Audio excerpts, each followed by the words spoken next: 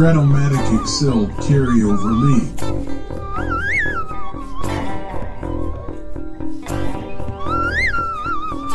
Brought to you by the Shrimp Troll.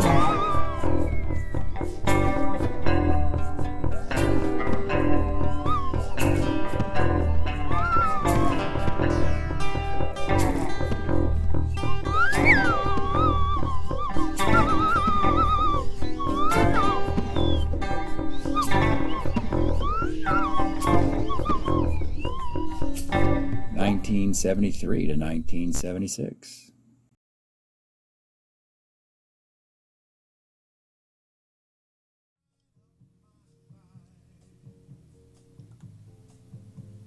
Welcome back, baseball fans. The 1973-76 Carryover League. We got a series today in the American League North between the Cleveland Indians and the Detroit Tigers. This is a division that was not, of course, in the 1970s. It's given Cleveland and Detroit a great opportunity to distance themselves from Baltimore, Boston, and New York in the American League East. They got their own little playground here, joined by the Expos, who didn't become a franchise until 1969, and the fictional Ohio Players team. So you'd think, well, anyway, you'd think the Indians and Tigers would be frolicking. Tigers certainly have. They've been to 3 World Series in the last 6 years, often beating, or on a few occasions at least, beating Baltimore in the ALCS, whereas Baltimore would have been in those World Series.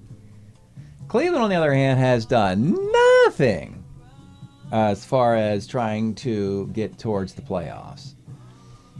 Let's take a look at what's happened in this series, though. Game 1 in Cleveland, and what a marquee matchup, folks. 76 Mark Fidrych against 74 Gaylord Perry. Each gentleman started the All-Star game. The 74 game in Pittsburgh and the 76 game in Philadelphia for Perry and Fidrych, respectively. Today, though, the old man, Gaylord Perry, throws a 5-0 shutout. 2-hitter, 2 walks, 5 Ks. Fidrych, he's okay. He gets up a bunch of singles, a home run here to Boog Powell, and kind of falls apart in the 7th inning. 5-0. Game 2 for the Tribe. It's Mickey Lolich versus Fritz Peterson, a battle of lefties. Low-scoring affair, and a weird one. Bottom of the first, Tovar doubles. Alex Johnson knocks him in. It's 1-0 Cleveland.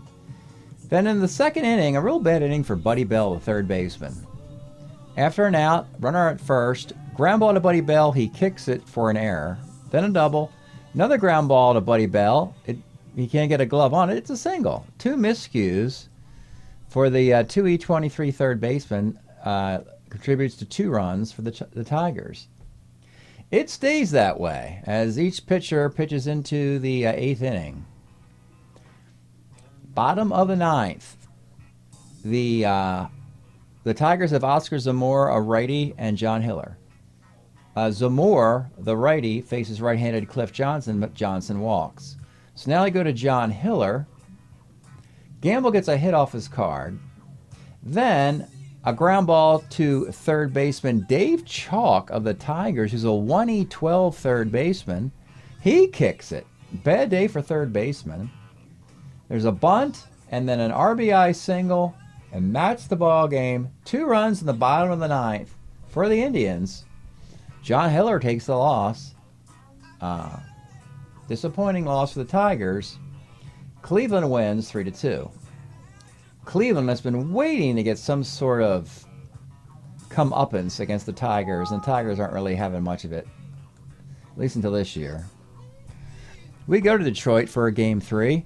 Jim Perry for the Indians. Gary Gentry for the Tigers. You might remember him from the New York Mets in '69. This game, the Indians get a double in the first, 1-zip. Jim Perry's throwing goose eggs up there. Then more bad news in the 7th for the Tigers.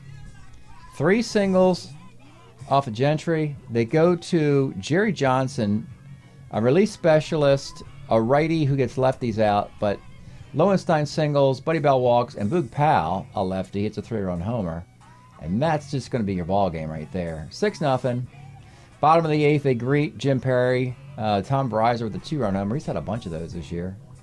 6-2, so the Indians decide we want to go up +3 in the series. Let's bring in Ramon Hernandez for a 2-inning save. He gets 6 out of 7 outs. 6 out of 7 batters out to get the save. Yes, the Indians, they seem to have targeted a team to get past Detroit. That's great. That's wonderful. But what's it mean altogether here? Well, the Expos are settling at the top of this division. And here's another team.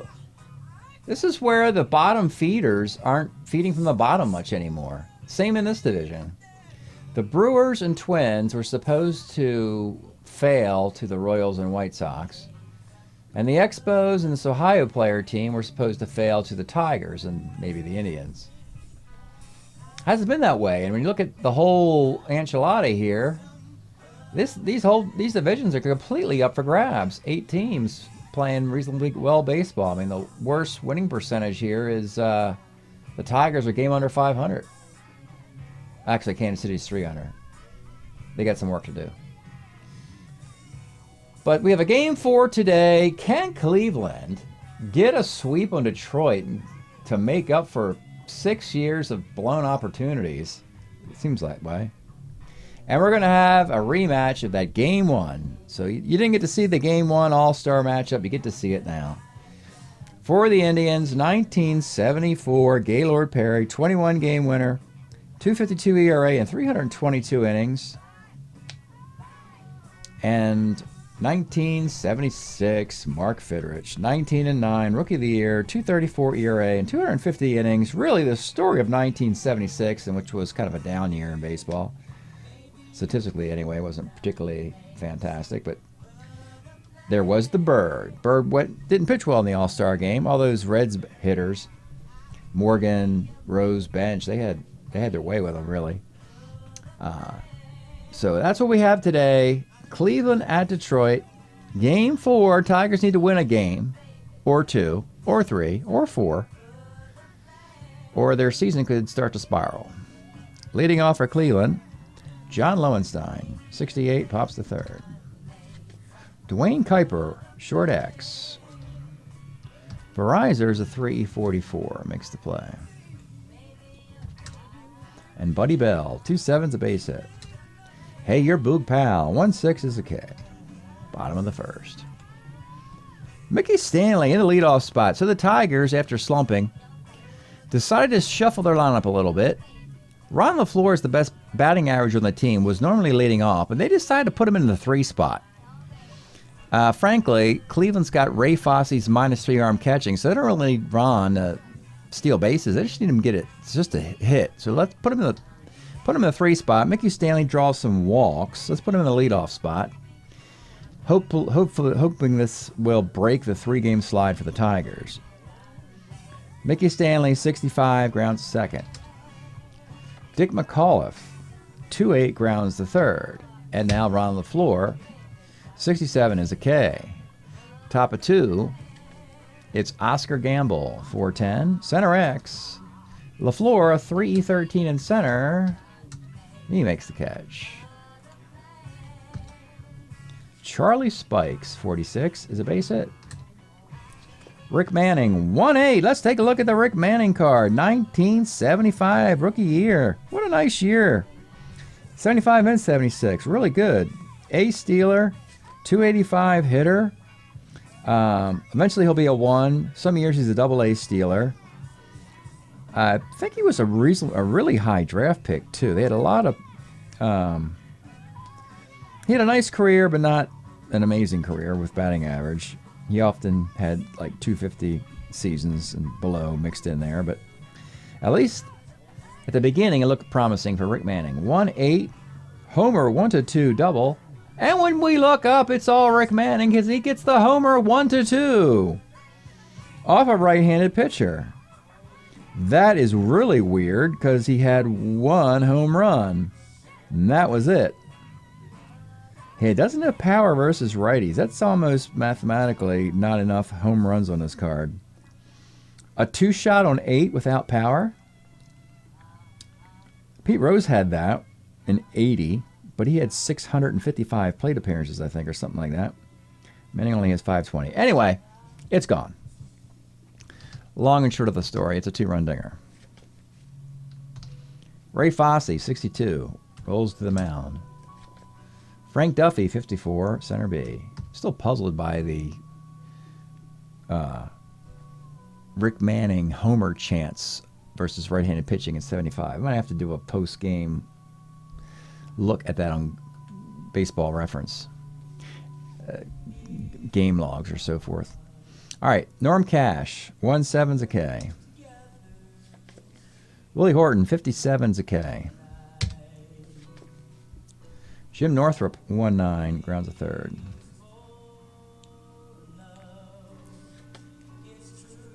Top of the third, it'll be John Lowenstein. 2.7, rolls the first. Dwayne Kuiper, 2.11, pops out. And Buddy Bell, 48, is a walk. Hey, your Boog Pal, 1.7's a K. 2-zip, bottom of the third. William Freehan, 4.10, center X. Manning, 2.11 in center. And that's a 2-base error. So he's in all the headlines. Not necessarily for all good reasons. Tom Verizor, 67's a K. Dave Chalk, 2.6 is a walk. 2 on, back up top to Mickey Stanley. 4.10, center X again. And when we look up center X again, and oh boy, it's Rick Manning Day here for some keep one eye open, one eye closed. 2 errors in the inning by the center fielder, Rick Manning. That is strange. He had 11 of them. Well, there's 2. And it is a 2-1 game with runners at second and third. Cleveland's going to bring the infield up. They're leaning on a sweep opportunity. They want to play it as if it's they must win today. Dick McCullough, 48's a walk. And that will load the bases for LaFleur. They're going to play it back now, as LaFleur doesn't have any ground ball Bs on his card. Here's the pitch. 48 for a righty is a strikeout versus McCullough, a lefty. And with 2 outs, the dangerous Norm Cash. 33 rolls to first. So Gaylord gets out of the inning. Just an unearned run. The Indians lead 2-1 in the 4th. Here's Oscar Gamble, 5.11's a K. Charlie Spikes, 36, another K. And Rick Manning, 2.8's a base hit. A stealer, he's going to take off with 2 outs, and he's out stealing. Okay. Bottom of the 4th, Willie Horton, 6.11. First X. Boog Pal's a 3E5 at first. That's a base hit. Jim Northrup, 55. Second X. Kuiper's a 3E22. That's a base hit. The Indians' defense is reasonably good, actually. A 2 at short. -3 on catcher. 2 in center. The rest is just, a 2 at third. Everybody else is 3 or whatever. But today they've struggled. And that is a base hit. On the corners, they'll play it back for Bill Freehan. 5.10 catcher's card. 2E6 for Ray Fosse. Are you kidding me? Is this an error? Yes, Fosse's an E6. That's an error on Ray Fosse. And Cleveland is, I tell you folks, maybe there's a team that doesn't do much on YouTube. That's what it is. They ripped off 3 straight wins. I tell them, hey, Cleveland, you're going to be on YouTube. And they're like, pfft. No, they just don't have it. First and second, nobody out. Tom Verizor. 3.12. Oh, there you go. A Lomax. We'll call that a double play. He catches the guy off a third. There's a guy at first with 2 outs, and it's Dave Chalk. 56 is a K. So it's 2-2 to the disgruntlement of Mr. Gaylord Perry. Nothing's earned. We go to the 5th. Ray Fosse, 49, second X. McCall's a 2E13. He makes the play. Frank Duffy, 2-9, base hit. Back up top to Lowenstein. Tonight, let it be Lowenstein, 1-7, base hit center field. Duffy, 14 runner. He will try to go coast to coast, and he makes it. Runners on the corners are going to bring the infield up for Dwayne Kuiper. 2-6 is single dot. That'll score the run. First and second one out. They're playing back for Buddy Bell. 6-11 first X. This is Norm Cash, a 3-13 at first base, and that is a 3-6-3 double play Norm Cash. But the Indians reclaim the lead 3-2. Bottom of the fifth. Let's pause a moment for station identification. This is the Shrimp Trawler video channel. Este es el canal de videos de camaroneros. Bottom of five. Back up top to Mickey Stanley. 112 rolls the third. McAuliffe 2-5 base hit. This is where Ron LaFleur needs to get a hit today. 56. LaFleur strikes out for the third straight time. Don't think he likes batting third. And Norm Cash 2-5 grounds the second. Well, we'll go to the sixth. Hey, you're Boog Pal. 5-10 catcher's X. Freehand's a 4-9 with a +2 arm even. Real bad defense suddenly for Bill late in his career. Gets the out though. Oscar Gamble, 54, pops a second. Charlie Spikes, 58, pops a short. Bottom of the sixth. It's Willie Horton. Here's a who. Base hit. Jim Northrup, 68, pops the third. Bill Freehand, 2-4, pops short, and with two outs. Tom Verizor, 47's a walk. With 2 on and 2 outs, it's Dave Chalk. 110, let's take a look at this guy, Dave Chalk. He actually was an Angel in 75, but he has actually been moving along our league. I think he was with the expansion team Portland, and the Tigers got him to basically replace Aurelio Rodriguez, who was also a 1/3 baseman. This, we'll call it, is the best year of Dave Chalk's career. It doesn't get any better than this. A 1/3 baseman, it's 273. May have gone to the All-Star game. I'm not 100% on that. I thought I saw it on his baseball reference page, but yeah, it's the best year of Chalk's career. 110 is a base hit in the center field. Do want to run really Willie Horton? Sure. Well, 11, 12, 13 against Manning to tie the game on a 13. And he's thrown out on the 19. Well, Rick Manning Day continues. The ups and downs. Two base errors, a homer, and he throws a guy out at the plate. And keeps the Indians ahead 3-2. We go to the seventh. And here he is, Rick Manning. 1-4, flies to right. Ray Fosse, 2-8, rolls to third. Frank Duffy, 44, homer 1, fly ball, and that fly ball, that's the Fidrich special there. Nice start for the Bird. After losing game 1, he comes back with a nice game 4. It's 3-2. We are in the bottom of the 7th inning, and we got a classic here for you folks. We are enjoying, in the Motor City, we are enjoying Talking Book. Whoop, we were. Where'd it go? There it is. Talking Book here by Stevie Wonder, 1972. Here, The Sunshine of My Life, of course, is on this. Superstition, the big hits here. We are right in the middle of the golden age of Stevie. Music of My Mind all the way through to Key of Life, pretty much, at least. 5 great records in there. Wonderful stuff from Stevie Wonder, 1972. Back to the game. Tigers, they need something. They do not want to be swept. You never want to lose 4 straight. It is almost a death knell for your season. You've got such a short season to make up for it. As I said once before, let's say you get swept 4 straight.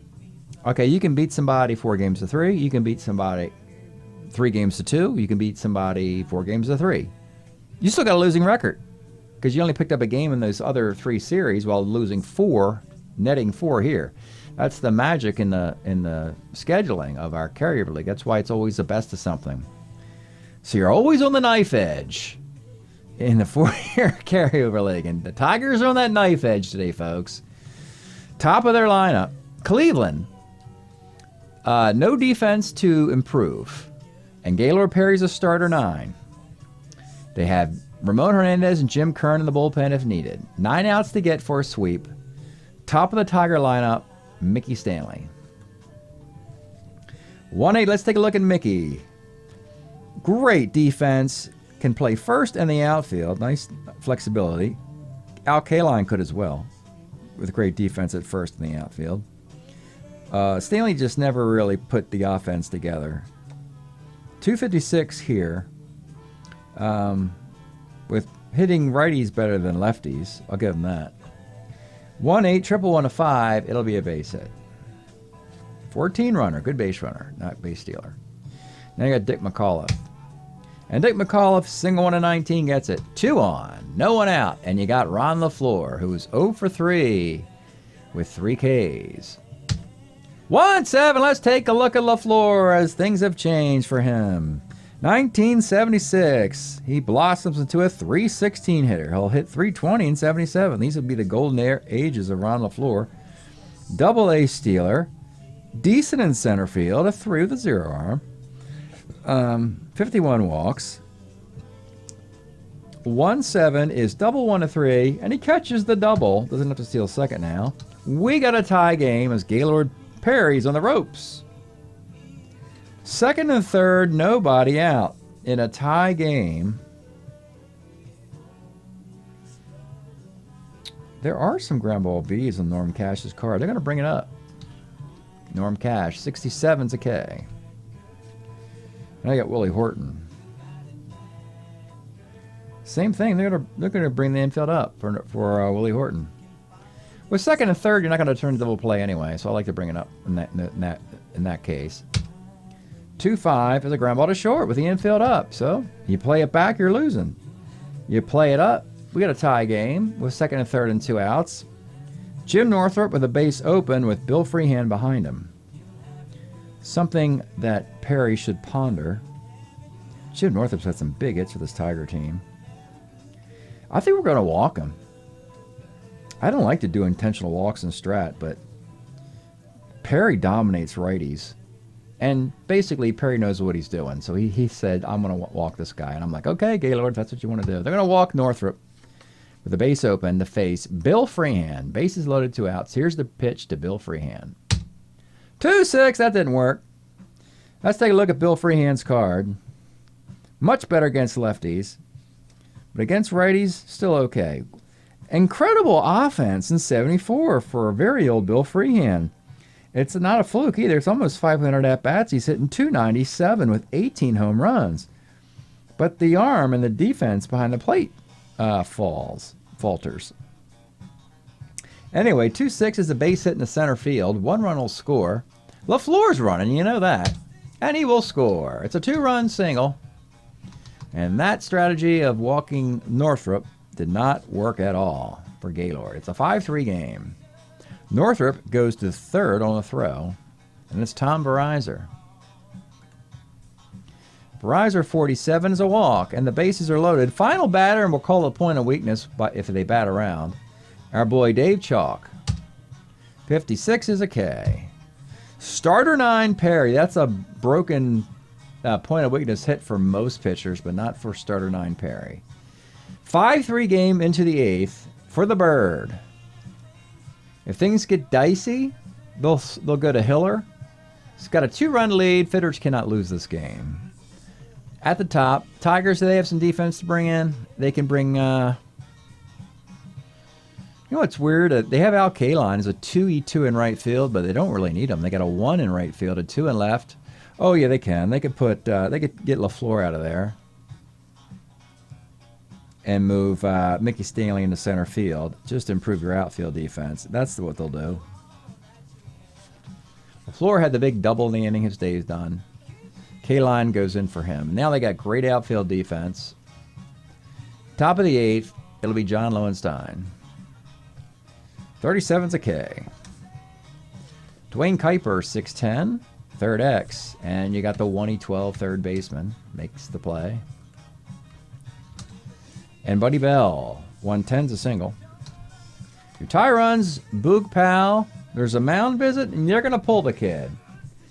Now, the Tigers in this era would have probably let the guy pitch more, because they didn't care about how many innings he threw as a young pitcher, and, well, his career was cut short because of that. We're going to try and take better care of Fidrich here and get him out so he's not throwing 6,000 pitches, because we got John Hiller closing games out. Hiller in 73, 10-5, .44 ERA in 125 innings. Did blow the save in Game 2. Had he not, he'd be trying for another save and evening the series. But right now, they got to keep this series going. So Hiller comes on in the 8th to face Boog Powell, who has plenty of power against lefties and righties. Let's show you old Boog. Boog Powell. Baltimore had given up for him after, sub 250 batting averages in the early 70s. And he does an I'll show you. He does those light beer from Miller commercials. And he hits 27 dingers in 75 with a 297 average. Let's call this the best year since his 1970 MVP. Probably, maybe the second best year of his career, possibly. Maybe. And he's a 3.5 at first as well. So, great year for Cleveland. I believe Frank Robinson would be his teammate, another former Oriole. He is the tie run. Here is the pitch to Boog Powell. 1-8 is a strikeout. We go to the bottom of the 8th inning. We're going to pull Gaylord. He's given up 5 earned runs. Frankly, the Indian bullpen needs some work. The problem with a Strat-O and Gaylord Perry is you don't get to test your bullpen enough to understand its strengths and weaknesses. We got to find out more about this Cleveland Indian bullpen, particularly after winning 3 in a row. How to manage games at the end. They'll go Tom Hilgendorf in the 8th. And he will face Mickey Stanley. 35, short. Dick McAuliffe. 35's a walk. Now you got Al Kaline in the 3 spot where LaFleur was. 2-11 is a 1-6-3 double play for Al Kaline. We can improve the catcher with Jerry Moses. Let's do that. Jerry Moses takes over for Bill Freehan. 5-3 in the 9th. Can Hiller get the save? It'll be Oscar Gamble leading off. 1-9 grounds a second. Got Charlie Spikes. 110's a walk for Charlie. Now you got the tie run coming up. And oh boy, folks, there's our man of the game, Rick Manning, has power versus lefties in a bizarre card. Like I said, he had 3 homers and 520 at-bats. Doesn't have it versus righties, has the same homer chance on his card. Rick Manning, he could get a homer off the Hiller card, as a matter of fact. Here's the pitch to Rick Manning. 65 off Hiller is second C. Runner at second with 2 outs, and it comes down to Ray Fosse. Or do we go with the more powerful Cliff Johnson? Let's do that. Let's pinch hit Cliff Johnson. Cliff Johnson, plenty of power. He actually was a Houston Astro in 74. We know he would go to the Yankees. He played a bit for Cleveland. I think he played for Oakland. I think he played for Toronto. He played for everybody and usually started great and then wore out his welcome. So here's a big moment for Cliff. The tie run with 2 outs against John Hiller, and here's the pitch. 1-6 is a K. Cannot catch the walk or hit by a pitch there. It's a K. And that will end the game. 5-3 Tigers. Hiller does get the save. Fidrich the win. Perry the loss. Poor Perry. These unearned runs. But he just was left out there for too much in the 7th inning when it all came unglued. The Tigers have a win. So we'll come back with the results of the rest of the series. We'll set up the pitching matchups. There'll be a 5th game in Detroit. It'll be Dave LeManchek versus Dennis Eckersley. Then when we go back to Cleveland, It'll be Mickey Lolich versus Fritz Peterson. That'll be a fun one. And if there's a Game 7, it'll be Jim Perry versus Mark Fidrich. Fidrich, the way the schedule's set up for Fidrich is that he can pitch 3 of the 7 games, just like a World Series would be. So that helps the Tigers as well, as Fidrich is sort of outperforming Mickey Lolich at their ages. So stick around. We'll give you the result of the series. All right, baseball fans, here's the box score of the game you just saw. The Tigers winning 5-3. 7 2/3 for Fidrich, 8 hits, 3 runs, a walk and 5 Ks. Hiller gets the save with just a walk and 2 strikeouts. Gilbert Perry, 7 innings, 9 hits, 5 runs. 3 of those are earned. As the third and fourth inning were unearned runs, of course. So what happens in Game 5? Dennis Eckersley versus Dave Lemanchuk in a Game 5. Tigers need this to send it back to Cleveland. Top of the first, Lowenstein singles. He steals a base, a walk to Kuiper, a ground out for Buddy Bell, and then a 2-base error by Ron LaFleur, and another error in the inning by Norm Cash. So not helping Lemanchuk out there. 2 unearned runs. Third inning, a walk, single, ground out, then RBI single, Rick Manning, RBI sac fly, Ray Fosse. 4-0 Cleveland. Detroit, you better get going. Bottom of the fifth, Tigers get 3 singles. It's a 4-1 game. But in the 7th inning, Lemanchuk is left in there to face the first batter, and it's Oscar Gamble. Solo shot. That makes it 5-0. They go to Bob Veal to finish the inning out.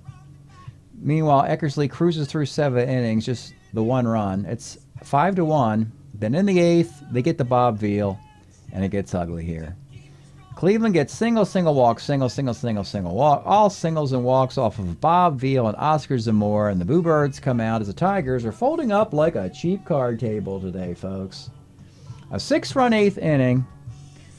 While this is happening, Eckersley is in the clubhouse. He'll take the rest of the afternoon off. Tom Buskey pitches the last couple innings. He's up a homer to Tom Verizon.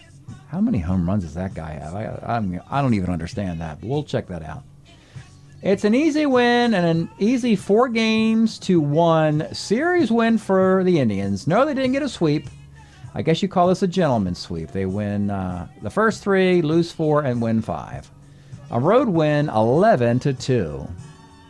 So with that, let's take a look and dig into some stats. Okay, Cleveland and Detroit. Let's start with the winners. The Indians are now 10-7.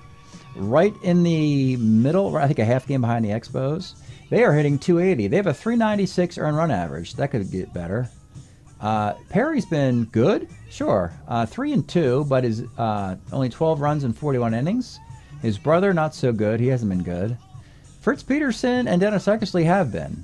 So Jim Perry's the only one dragging it down there. Ramon Hernandez is decent closing games out. Decent pitching. Still could get better. I think that Jim Perry's given up 24 earned runs in 25 innings. That's bringing down the whole team ERA. Power department, yeah, you got Oscar Gamble, you got Boog Powell, you got Charlie Spikes. All 3 middle hitters have 3 home runs in 17 games. Gamble's got 22 hits to pace the club. Manning's having a nice start. Talked a lot about him in the game. He's 20 for 55 with a stolen base. Let's go to Detroit. They are now 7-8, and they're still there. But, I mean, it's finally starting to look like the fountain of youth is running out of water here for the Tigers. Eventually, you figure it's got to catch up, you'd think. So I'm still not going to write these guys off. But they're in the bottom. They're in last place now. But they're just a game under 500. Again, first place schedule. They beat Oakland 3-1. Of course, everybody's been beating Oakland this year, it seems. They lost to Baltimore.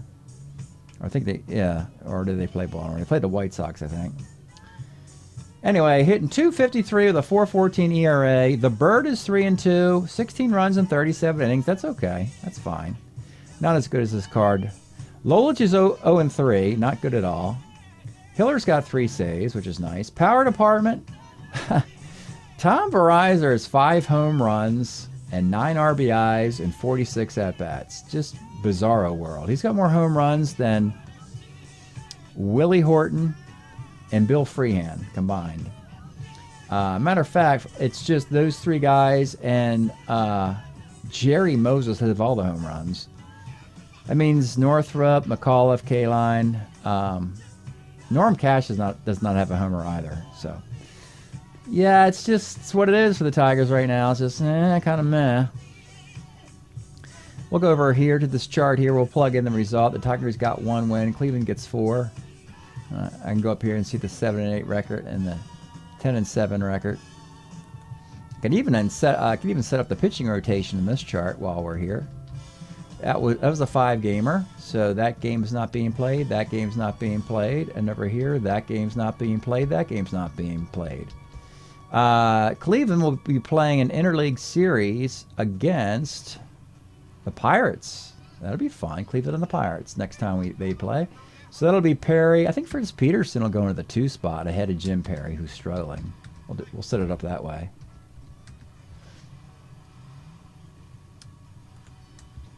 And the Tigers have another 7-gamer. They can go right back to Fidrych again. Fidrych, Lolich, Gentry, and Lemanchek.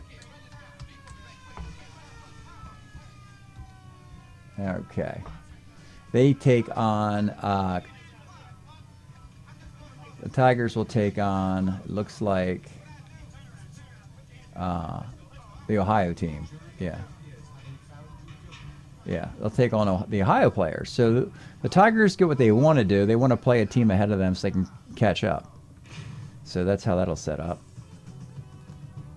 All right, and then when we look at the overall standings here we are. Yeah, Expos, Indians a half back, game and a half, Ohio, 2.5 for the Tigers. You know, it's still reasonably early in the season. You know, everybody's near 10 wins or 8 or 9 losses. It's kind of a toss-up in the American League. We really only have one team playing exceptional baseball, and that is Baltimore, who still has to play in this round. They're 8-2. Easily the best start in the whole darn league. You even see out west where Oakland has struggled. The rest of the division's just sitting there doing nothing, not taking advantage. Oakland's only 3.5 back with as bad as they've played. So that's it today. Break up your Clevetown Indians. They do, in fact, beat Detroit, a team they've been chasing for years, 4-1. Thanks for checking this out. We'll see you next time.